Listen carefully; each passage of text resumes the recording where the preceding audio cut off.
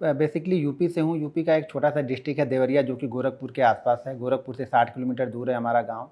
तो मैं वहाँ का रहने वाला हूँ। बिल्कुल मिडिल क्लास फैमिली नहीं, हम लोग लोअर क्लास फैमिली से हैं। लोग मिडिल क्लास में, मिडिल क्लास नहीं, मैं लोअर क्लास हूँ। मेरे पिताजी ऑर्डिनेंस फैक्ट्री में एक लेबर ग्रुप के एम्प्लॉय थे, यानी डी कैटेगरी के एम्प्लॉय थे वहाँ पे कानपुर में। तो वहीं पे हमारा सारा बचपन हमारा कानपुर और देवरिया के बीच में हमारा निकला। जब तक पिताजी कानपुर में थे, हाई स्कूल इंटर तक की पढ़ाई मैंने कानपुर में की। तो उसके बाद बस जीवन का स्ट्रगल फेज धीरे धीरे स्टार्ट हुआ। देखिए अब क्या, हम लोअर फैमिली से हैं तो कितना कमा सकते हैं, कितना कर सकते हैं। जितना मिलता था खाने पीने खर्च, पिताजी का जो भी कमाते थे खाने पीने, हम लोग की पढ़ाई में सारी चीज़ें खर्च हो जाती थी। तो हम लोग की सोच ही वहीं तक थी कि बस कहीं जाके कुछ कमा लें, थोड़ा बहुत कमा लें, जिससे जीवन चलता रहे। तो वो चीज़ें चलती रही। फिर मैं मुंबई आया, मुंबई शिफ्ट हुआ। तो मुंबई दरअसल मैं पढ़ाई के सिलसिले में आया था। मैंने स्टार्ट वहाँ से किया पढ़ाई। उसके साथ साथ में मैंने पार्ट टाइम जॉब भी वहाँ पे स्टार्ट किया। बहुत सारे पार्ट टाइम जॉब मैंने किए। बैनर प्रिंटिंग, पोस्टर, गेट पे नो पार्किंग के जो बोर्ड होते हैं वो, इलेक्ट्रिसिटी बोर्ड पे जो लगे रहते हैं वो। हमारे मुंबई में जो बस स्टॉप होते हैं वहाँ पे कियोस्क लगाते हैं, तो बस स्टॉप के ऊपर जो होल्डिंग लगी रहती थी वो भी मैंने लगाए हुए हैं। तो पार्ट टाइम जॉब भी मैं करता रहता था, साथ में पढ़ाई भी करता रहता था। उसके साथ में मुझे ट्रेडिंग का शौक आया, तो फिर मैं ट्रेडिंग स्टार्ट कर दी। चाहे हम हो चाहे कोई भी हो, स्टार्टिंग सबकी 5-10 हज़ार से स्टार्टिंग होती है, क्योंकि हमें पता नहीं रहता ना, तो हम धीरे धीरे थोड़ा सा रिस्क लेते हैं। और मार्केट बुलाती है, 5,000 डालोगे तो पहले 5,000 को आपको जीरो नहीं करती मार्केट, वो 5,000 को पहले 6,000 बनाती है। तो हमें लगता है यार 5,000 6 बन गए तो 10 डालना चाहिए, हमें ला के कहीं से डालना चाहिए। तो पहले स्टॉक में, छोटे छोटे स्टॉक में करते थे, उसी में किसी में प्रॉफिट हो गए, किसी में लॉस हो गए। फिर कुछ सजेशन अपन देखने लगते हैं ना, इधर उधर बुक पढ़ने लगते हैं। उस समय यूट्यूब का ज़माना नहीं इतना था, तो बुक बुक में कुछ पेनी स्टॉक दिख गए तो वो ले लिए, वो ख़त्म हो गए। तो उसके बाद से वो इन्वेस्टिंग भी ख़त्म हो गई वहाँ से। फिर धीरे धीरे ट्रेडिंग में आए। देखिए कभी भी ना, स्टॉक्स मार्केट में एक चीज़ तो जान गया, स्टॉक्स मार्केट में पैसा ना प्रॉफिट के पैसे से ही बनेगा, कैपिटल से पैसा नहीं बनता है। कैपिटल से आप स्टेबल कर सकते हैं, थोड़ा सा पैसा मतलब धीरे धीरे करके अर्न कर सकते हैं, लेकिन बड़ा पैसा आपके प्रॉफिट के पैसे से ही बनेगा। निफ्टी में भी की, निफ्टी ऑप्शन को भी किया, निफ्टी आईटी ऑप्शन को भी किया, बैंक निफ्टी को भी किया। तो बैंक निफ्टी में मेरी पकड़ धीरे धीरे अच्छी हो गई, क्योंकि मैं बैंकिंग के चार्ट बड़े अच्छे से देख लेता हूँ। और बैंकिंग का मूव, जैसे एचडीएफसी बैंक, आईसीआईसीआई बैंक, इनके मूव को थोड़ा सा मैं चार्ट पे बहुत अच्छी तरह से समझ जाता हूँ। इसलिए मैंने बैंकिंग पकड़ा और मैंने बैंक निफ्टी ऑप्शन में, मैं 2019 से मैं full time bank Nifty option में आ गया। उससे पहले मैंने स्टॉक किया, फिर मैंने फ्यूचर किया। उसके बाद यानी थर्ड फेज में मैं ऑप्शन में आया। पहली बार में मैं ऑप्शन में नहीं घुसा। पहले मैं इक्विटी में, चार्ट में महारत मैंने हासिल कर ली। जो भी मुझे चार्ट देखना आता था इक्विटी में, मुझे 500 चार्ट जो होते थे ना, निफ्टी 500 के जो चार्ट होते थे ना, मुँह जबानी मुझे याद रहते थे। मैं कहीं भी घूमता रहूँगा, सिर्फ चार्ट देख के बता दूंगा कि इसका सपोर्ट और रेजिस्टेंस कहाँ पे था उस समय। वो 500 स्टॉक के, मैंने इतनी मेहनत वहाँ पे की थी। मैं 8-8 घंटे चार्ट देखा करता था। मार्केट खत्म होने के बाद 8-8 घंटे में चार्ट देखा करता था। मैं 3 से 4 घंटे रात में सोता था। आज तो मैं 4 करोड़ 5 करोड़ के ट्रेड भी इंटरडे में ले लेता हूँ। 4 करोड़ 5 करोड़ के एक्सपोजर ट्रेड ऑप्शन। हाँ, अरे क्या मतलब बाई करता बाइंग करता, मैं सेल तो करता ही नहीं ना, मुझे सेल आता ही नहीं, मुझे बाइंग ही करना है। और उस पर रिस्क कितना, अगर मैं पूछना चाहूँ? 10 से 20%, 10 से 20% ऑफ कैपिटल का इंट्राडे में रिस्क। हाँ, रिस्क लेना। अगर 4 करोड़ 40 लाख रुपए दिन का खोने के लिए रेडी है। अगर आप, मैं 40 लाख खोने के लिए रेडी नहीं होऊंगा तो मुझे 80 लाख या 1 करोड़ बनेंगे कैसे? मैं अगर 40 लाख का, मैं वहाँ पे बोलूँ कि मैं 10 लाख का रिस्क लूँगा तो शायद मार्केट कर देगा, तुरंत ही कर देगा। मुझे जो प्रॉपर एक स्टॉप लॉस होता है, उस स्टॉप लॉस को मैं फॉलो करता हूँ, उतना देने के लिए मैं तैयार हूँ। होता है क्या है ना, जो हमारा रिटेल होता है ना, जो रिटेलर होता है, उसको 2 चीज़ें होती है। पहली चीज़ तो क्या करता है, वो रिस्क मैनेज नहीं करता है। मैं जनरली क्या करता हूँ, मैं हर दिन, जैसे मैंने बताया कि ये ट्रेड में 4 करोड़ या 3 करोड़ हर दिन नहीं लेता हूँ। किसी दिन एक्स्ट्रा ऑर्डिनरी मुझे दिखता है तब मैं लूँगा वहाँ पे।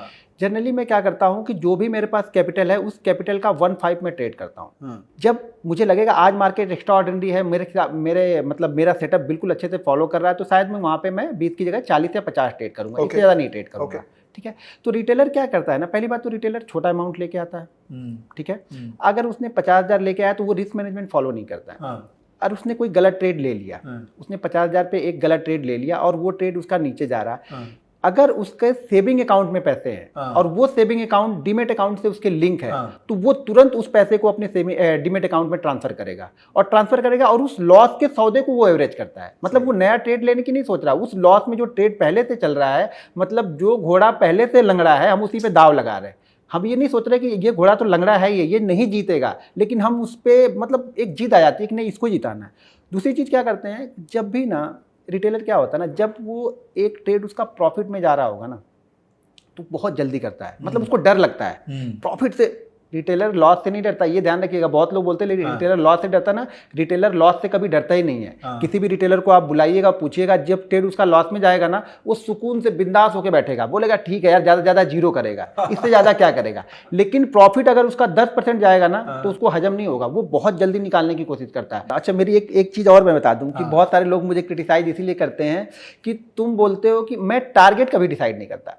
लोग बोलते हैं 1/2, 1/3, 1/4 आते हैं ना, मैं टारगेट डिसाइड नहीं करता हूं, मैं लॉस डिसाइड करता हूं। मेरा सिर्फ लॉस फिक्स है, मेरा टारगेट फिक्स नहीं है। मार्केट कभी मुझे 20 पॉइंट भी देके जाएगा, कभी 200 पॉइंट भी देगा, और कल जैसे 250-300 पॉइंट देके गया तो ऐसे भी पॉइंट आपको देके जाएगा। तो मैं टारगेट डिसाइड नहीं करता हूं, मैं लॉस डिसाइड वाला ट्रेडर हूं। और सब लोग इसीलिए मुझे क्रिटिसाइज करते हैं कि कितने भी ट्रेनर आते हैं तो लोग बोलते हैं कि 1/3 पे जाओ, 1/4 पे जाओ। मैं मोमेंटम में जाता, मेरा मोमेंटम शायद 1/1 जाए ही ना, उसके पहले रिवर्स हो रहा हो तो मैं वहां से एग्जिट कर जाऊंगा। मैंने बहुत सारे सेटअप ट्राई किए, मेरे लिए सबसे अच्छा काम प्राइस एक्शन, सपोर्ट रेजिस्टेंस और ट्रेंड लाइन, 3 चीज़ों को छोड़ के मैं चौथी चीज़ कोई करता ही नहीं। आपको लगता है कि हाँ ठीक तो है 920, लेकिन 920 के पीछे भी बहुत सारा लॉजिक मेरे दिमाग में चलते रहता है, बहुत सारी चीज़ें पीछे चलती रहती है जो कि लाइव मार्केट में डिसाइड करना पड़ता है। ये हर दिन अलग है, एक यहाँ पे फिक्स रूल नहीं है। H2O मतलब पानी नहीं है, ठीक है ना, यहाँ पे H2O पानी होता है ना, तो मैं भूल गया, मतलब H2O यहाँ पे पानी नहीं है, यहाँ पे H2O कल कुछ अलग हो जाएगा यहाँ पे। हाँ, तो ये एक थ्योरी काम नहीं करेगी।